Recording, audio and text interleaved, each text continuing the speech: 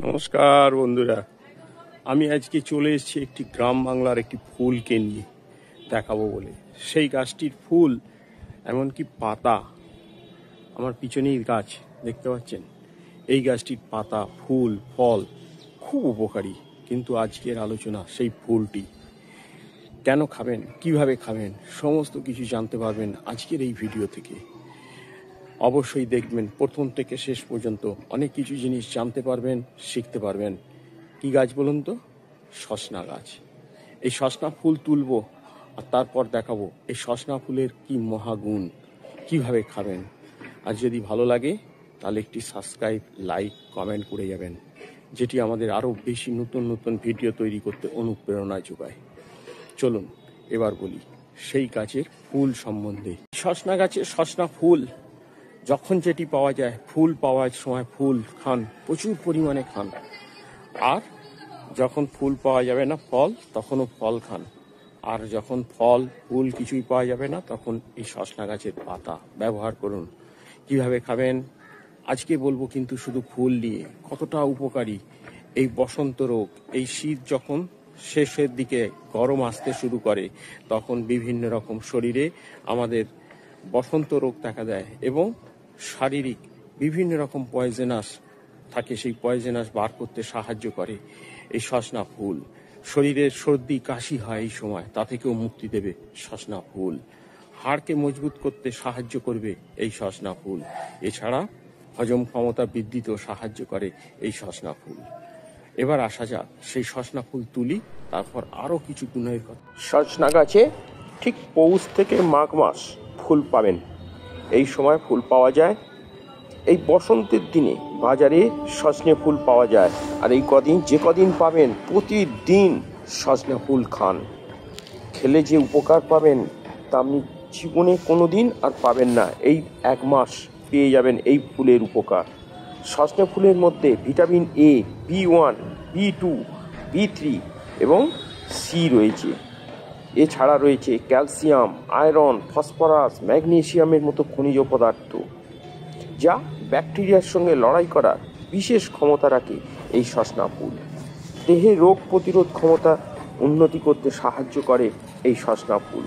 সর্দি কাশি, ঠিক সিজন যখন চেঞ্জ হয়, এই শীত চলে যাওয়া, গরম আসা, এই সময় সর্দি কাশি, যকৃতের কার্যকারিতা, কৃমি প্রতিরোধ করা, শক্তি বৃদ্ধিতে সজনে ফুলের উপকার অনস্বীকার্য।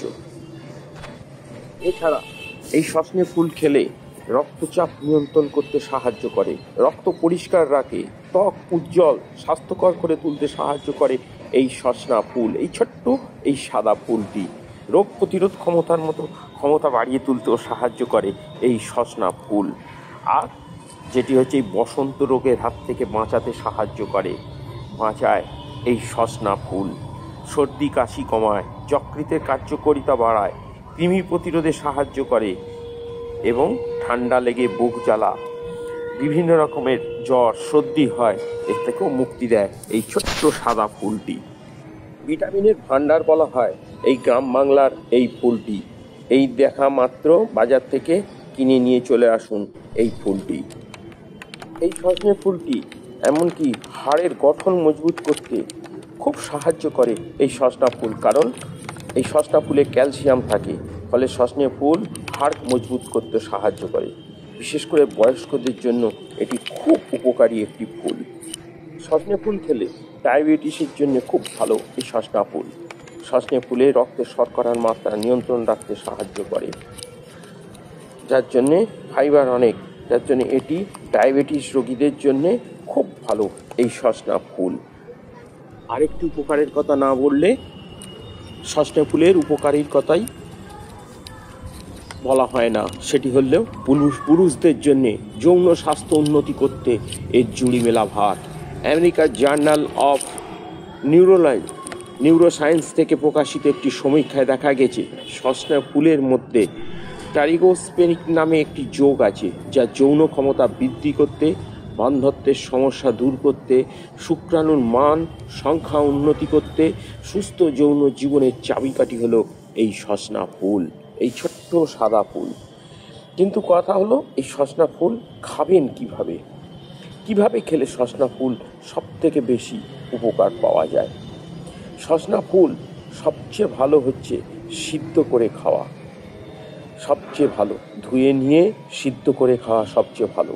এছাড়া সজনে ফুল দিয়ে তরকারি বানানো যায়, সজনে ফুল দিয়ে গোটা সিদ্ধ করে ভর্তা বানিয়ে খেতে পারেন, সজনে ফুল দিয়ে কড়াইশুঁটি, বেগুন, আলুর চচ্চড়ি বানিয়েও খেতে পারেন। এই সজনা ফুল চচ্চড়ি, ভাজি, সিদ্ধ ছাড়াও সজনে ফুল আরেকটু খাবার উপায় আছে, যেটি খেলে খুব উপকারে লাগে যৌন জীবনের জন্য। সেটি হচ্ছে সজনে ফুল যদি দুধে সঙ্গে সিদ্ধ করে নিয়ে খেতে পারেন, তাহলে তার গুণ অনেক বেশি পাওয়া যায়। ছোট থেকে বড় প্রত্যেকের জন্য সজনে ফুল খাওয়া ভালো। এই সময় ঠিক শীতের শেষ, গরমের আগমন, এই সময় সজনা ফুল যে পাওয়া যায় বাজার থেকে নিয়ে চলে আসুন আর খাওয়া শুরু করে দিন। যে কোনোভাবে খান, সেটি সিদ্ধ করে হোক, ভাজি করে হোক, ভর্তা করে হোক, অথবা দুধের সঙ্গে। বড়রা তো দুধের সঙ্গে খাবেনই। ছোট থেকে বড় প্রত্যেকের কাজে লাগে এই সজনা ফুল। আজকে আপনাদেরকে জানালাম সেই সজনা ফুলের গুণাগুণ, তার সঙ্গে কেন খাবেন এবং কিভাবে খাবেন, সমস্ত কিছু বিষয় জানতে পারলেন। জানার পর আর ভুল করবেন না, বাজারে দেখা মাত্র সজনা ফুল নিয়ে চলে আসুন, নিয়ে এসে খাওয়া অভ্যাসে পরিণত করুন। এই কদিনই পাওয়া যায়, এই সময় একে ব্যবহার করে নিন। এরপর পাবেন ডাঁটা, তারপর ডাঁটা শেষ হলে পাবেন পাতা। আজকে ছিল আমার এই সজনা ফুলের কী গুণ, কীভাবে খাবেন, সমস্ত কিছু বললাম। যদি ভালো লেগে থাকে তাহলে একটি সাবস্ক্রাইব, লাইক, কমেন্ট, শেয়ার করতে ভুলবেন না। আপনি জানুন, অপরকে জানাতেও সাহায্য করুন, জানতে দিন, বলুন, সকলকে শেখান এই সজনে ফুল খাওয়ার গুণ। আজকের মতো আমার এই সংক্ষিপ্ত ভিডিও থেকে আমি এখানেই বিদায় নিলাম। আবার দেখা হবে আমার সঙ্গে, আপনাদের কোনো গ্রাম বাংলার নতুন কোনো ফুল ফল নিয়ে হাজির হয়ে যাব। আজকে ছিল এই ছোট্ট সাদা ফুলটির বিষয় নিয়ে বললাম। অনেক কিছু জিনিস আপনারাও জানতে পারলেন। আজকের মতো আমার এই সংক্ষিপ্ত ভিডিও আমি এখানেই শেষ করছি। আপনারা ভালো থাকুন, সুস্থ থাকুন, আমাদের সাথে থাকুন, দেখতে থাকুন নিত্যদিনের নতুন নতুন ভিডিও। তাহলে আমি এখানেই শেষ করলাম। নমস্কার।